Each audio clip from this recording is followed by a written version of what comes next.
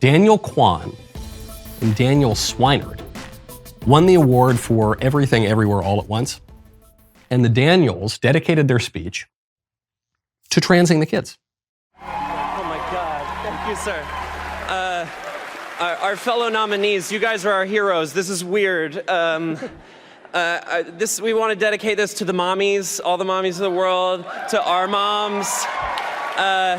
Specifically my mom and dad, Ken and Becky. Thank you for not squashing my creativity when I was making really disturbing horror films or really perverted comedy films or dressing in drag as a kid, which is a threat to nobody.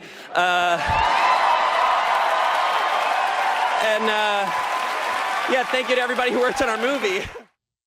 And by the way, there's nothing wrong with that. If a kid is going to be encouraged to pretend that he's the opposite sex, that's totally great. So says Daniel Scheinert, I'm told. I mispronounced his name, apparently. Right now, the libs are saying that it is a conspiracy theory to believe that the liberals want to trans the kids. That's a crazy conspiracy theory. You can be suppressed on social media if you say that. And yet we hear it. We hear it from Oscar winners. We hear it from the president.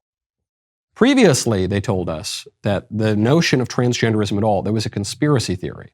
Oh, you think just because we redefine marriage, pretty soon we're going to get transgenderism? That's a slippery slope, crazy fallacy conspiracy theory.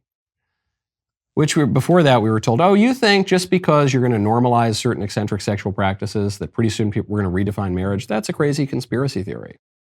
Before that, we were told, oh, do you think just because we accept feminism, you're going to get the sexual revolution and all sorts of weird, crazy village people stuff all throughout society? No, that's a crazy conspiracy theory. But what do we know? What do we know, folks? We know the difference between a conspiracy theory and the truth used to be 3 to 6 months. Now I think maybe 3 to 6 days. Really big historic news. I can't believe we couldn't get to it yesterday. This should have been the top of the show, of course. Michelle Yeoh has become the first person identifying as Asian to win the Oscar for Best Actress. I did not stumble. I did not misread that. This is breaking according to NPR. Michelle Yeoh wins Oscar for Best Actress, making history as the first person who identifies as Asian to win the award. Okay, fine. I guess we all just identify. We all are simply people who identify. None of us really is anything at all. Now, the reason they use this language, apparently, is that some other actress had already won. The first Asian actress had already won, but she didn't wear her ethnicity on her chest on a big sticker that she put on her forehead that said, I am Asian. So, therefore, we now have to celebrate it again because an actress who identifies as Asian won it. Okay. This is a much deeper issue, though. This is much deeper than racial identity politics, which is where most of the discussion is right now. This is an issue of epistemology, which keeps coming up because that's really what's at the heart of the transgender debate. That's in large part why the transgender debate is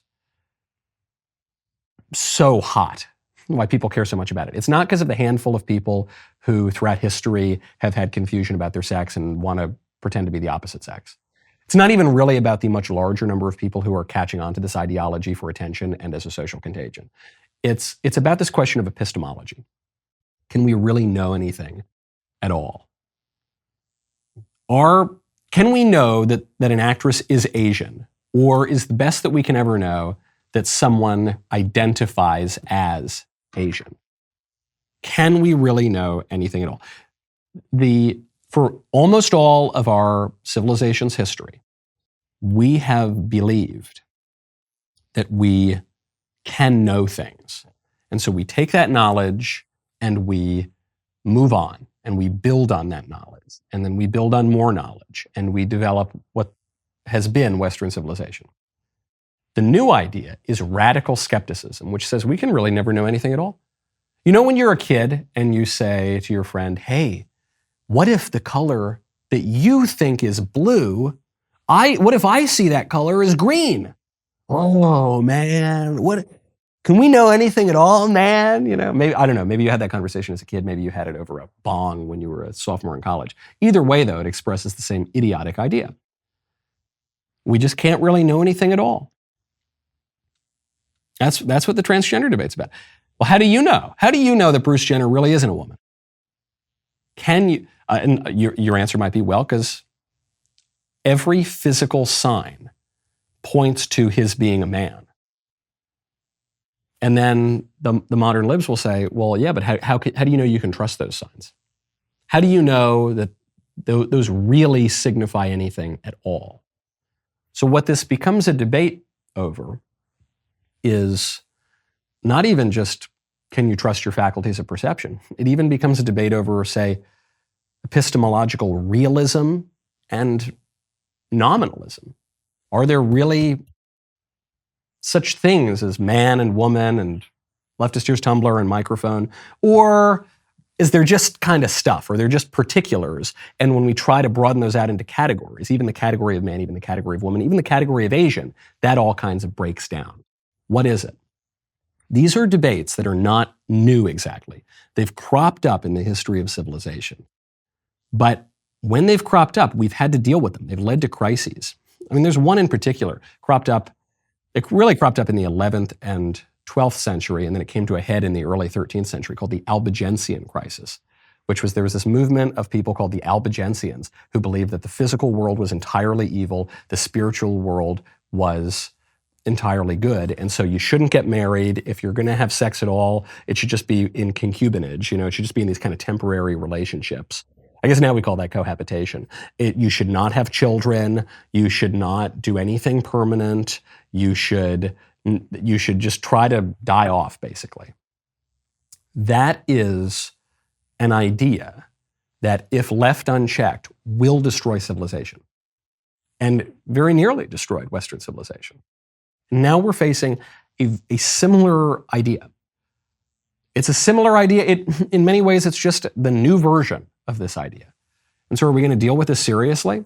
Or if we start talking about it seriously, are we going to be labeled genocidal maniacs and kicked out of the public square and told, stop thinking about that? Well, the stakes are much higher than we are told. We are told that the stakes are, just let anybody do whatever they want to do. Who cares? It's not hurting you.